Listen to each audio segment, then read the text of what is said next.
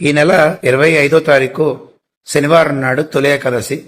సంవత్సరంలో మొట్టమొదటి పండగగా భావిస్తాం మనందరం కూడా. ఈ తొలి ఏకాదశి నాడు ఏ పని మొదలుపెట్టినా తప్పకుండా అది అయి తీరుతుంది, మంచి జరుగుతుంది.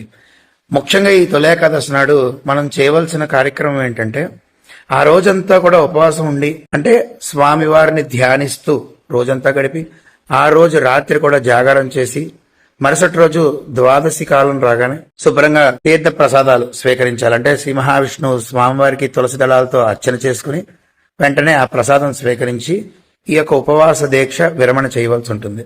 ఇలా చేసినట్లయితే గనక జన్మ జన్మల నుంచి తరుగుకుని వస్తున్నటువంటి పాపాలన్నీ కూడా తొలగిపోతాయి అని చెప్పి పెద్దలు చెప్పడం జరిగింది. చాలా చాలా వైశిష్ట్యత కలిగింది. అందున ఈ తొలి ఏకాదశి శనివారం నాడు పడడం చాలా చాలా విశేషం. కాబట్టి ఈ రోజుని అందరూ కూడా ఉపయోగించి